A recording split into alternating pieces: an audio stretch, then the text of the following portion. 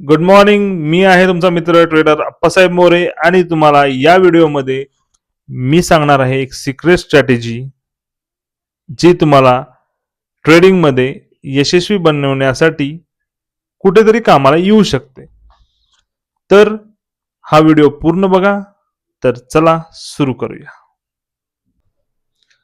पहिला विषय आहे की ट्रेडिंग करत असताना 99% हा भाग ट्रेडिंग सायकोलॉजीचा असतो आणि 1% भाग जो असतो तो trading strategy, indicator, support, resistance, gamma, theta, delta या गोष्टी असतात.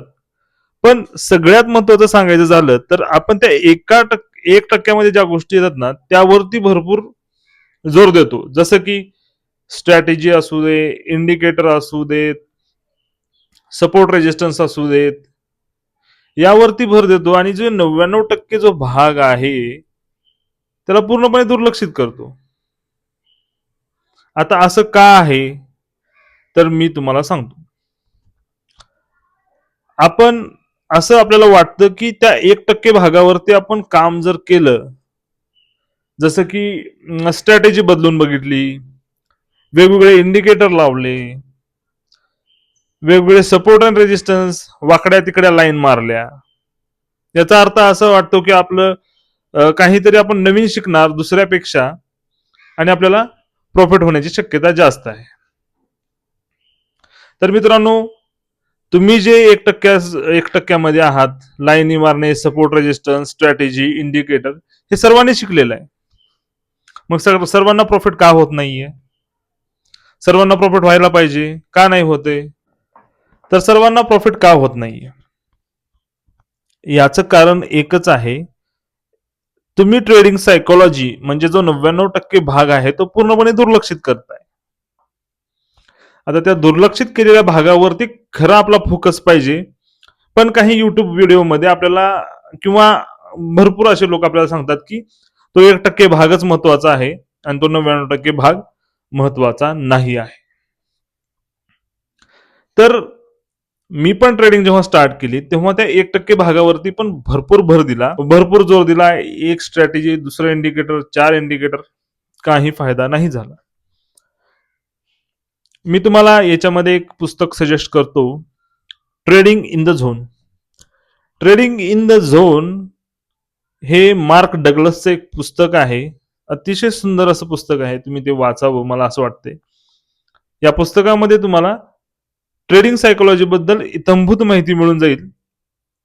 ते तुम्ही पुस्तक वाचावं. त्या पुस्तकापासून ट्रेडिंग सायकोलॉजीचा माझा पूर्ण पर्स्पेक्टिव्ह बदलला आणि त्या 1%वरनं मी 99% भागावरती जास्त फोकस करायला चालू केलं. आता ते पुस्तक वाचलं लगेचच म्हणजे ट्रेडिंगमध्ये सक्सेस मिळालं वगैरे वगैरे काही नाही होत. 2-3 वर्षांपासून आपण जे ट्रेडिंग सायकोलॉजी खराब करत आलो आहोत ते सुधारण्यासाठी वेळ लागतो. ट्रेडिंग सायकोलॉजीवरती काम करावं लागेल.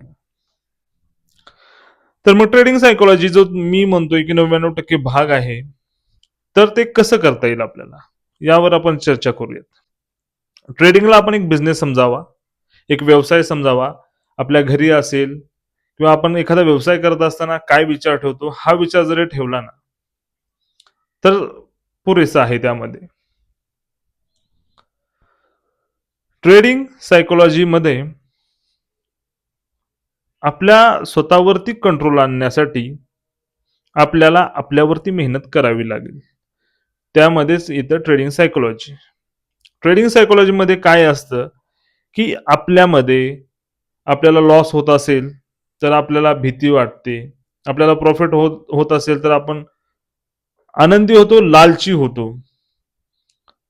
आणि आपल्याला जर मार्केटमध्ये लॉस झाला, तर आपण त्या मार्केटकडून बदला घेण्याचा प्रयत्न करतो.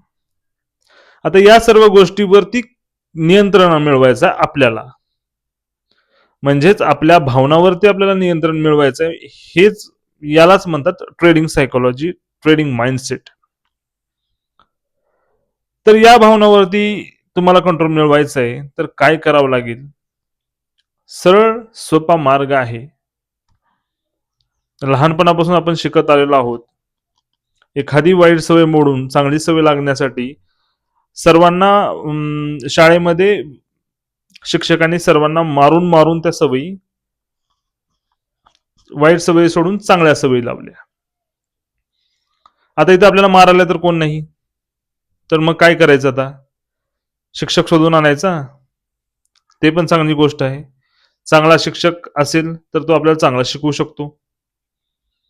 या व्यतिरिक्त आपण स्वतःवरती काम करा. आपणच आपले शिक्षक बना आणि त्याच्यावरती हळूहळू काम करायला चालू करा. जसं काही काही लोक असतात जे ट्रेडिंगमध्ये स्टॉप लॉस लावत नाहीत.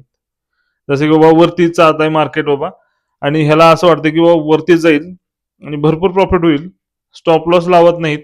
आणि मग जेव्हा 4,000 रुपये 5,000 रुपये प्रॉफिट दिसतो आणि त्याच्यानंतर जेव्हा लॉस मध्ये जायला चालू होतं तेव्हा त्याला ते सहनच नाही होत की माझा प्रॉफिट मध्ये झालेला ट्रेड लॉस मध्ये कसा काय आला. हे त्याला सहनच नाही होत, त्याला राग येतो आणि तो काय करतो, तो लॉस एवढ्या खाली जाऊ देतो, एवढ्या खाली जाऊ देतो की त्यामध्ये त्याचं पूर्ण कॅपिटल, पूर्ण पैसे संपून जातात. आता हे साधं उदाहरण आहे की जर प्रॉफिट दिसत असेल, एखादा बिझनेसमॅन काय करेल की तो बुक करेल. 4,000 5,000 दिसत असेल तर 2-1,000 मध्ये बुक करेल. पण आपण काय करतो, 4,000 दिसते, 2,000 दिसला प्रॉफिट, परत खाली चाला, लॉस झाला, एकदम लॉस झाला. आता आपल्याला तो लॉस घ्यायचाच आहे, याचं कारण आपल्या डोक्यामध्ये आता मार्केटकडून बदला घ्यायचा आहे, बस. आता ही बदला घेण्याची भावना, याला म्हणतात रिव्हेंज ट्रेडिंग. या रिव्हेंज ट्रेडिंगवर कसं कंट्रोल मिळवायचं, तर त्यासाठी तुम्हाला स्टॉप लॉस लावावा लागेल. स्टॉप लॉस लावा. आपल्याला किती मिनिमम, जास्तीत जास्त आपण किती लॉस घेऊ शकतो हे ठरवा. ही झाली पहिली चांगली सवय.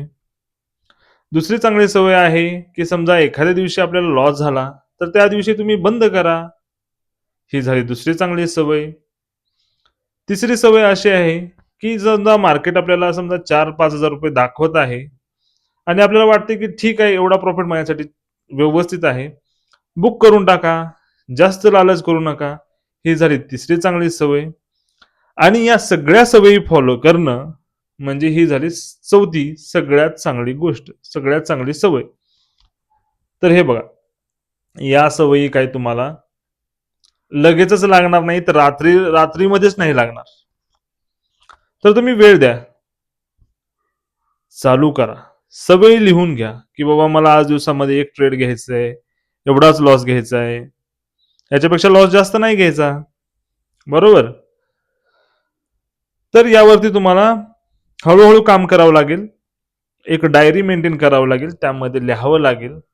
माझे हे नियम आहेत ट्रेडिंगचे, जे चांगल्या सवयी आहेत, जसं की एक ट्रेड घ्यायचा, 2 ट्रेड घ्यायचे, एवढाच कमीत कमी लॉस घ्यायचा, एवढा प्रॉफिट आला तर बुक करायचा. ह्या चांगल्या सवयी लिहून ठेवा. रात्रीमध्ये बदलणार नाहीत, पण हळूहळू हळू त्या बदलायच्या आहेत. तुम्हाला लॉस होतोय याचं कारणच एक आहे की तुम्ही ट्रेडिंग स्ट्रॅटेजीवर जास्त फोकस करण्यापेक्षा तुम्ही आपल्या ट्रेडिंग सायकोलॉजीवरती फोकस करा. आणि जेव्हा तुम्ही ट्रेडिंग सायकोलॉजी शिकताल, म्हणजेच तुमच्या रूल्स फॉलो करताल, तुम्ही शिस्तबद्ध होचाल, तुमचे सगळे नियम तुम्ही पाळचाल, त्यावेळेस प्रॉफिट ऑटोमॅटिक होणार आहे. तुम्ही प्रॉफिटेबल होणार आहे. त्यामुळं माझं सर्व ट्रेडर मित्रांना, जे ट्रेडिंग करतात, त्यांना सांगणं एकच आहे, मित्रांनो, ती वेळ संपली आहे. आता तुम्हाला तुमच्यावरती काम करायचं आहे, मार्केटवरती नाही. त्यामुळं स्वतःवरती काम करणं चालू करा, जेणेकरून तुम्हाला ऑटोमॅटिक प्रॉफिट होईल आणि तुम्ही नक्कीच यशस्वी बनाल. तर तुम्हाला हा व्हिडिओ कसा वाटला, यामध्ये मला कमेंट करून सांगा. व्हिडिओ आवडला असेल तर शेअर करा तुमच्या ट्रेडर मित्रांना आणि सबस्क्राईब करा माझ्या यूट्यूब चॅनलला. तर निरोप घेतो. धन्यवाद.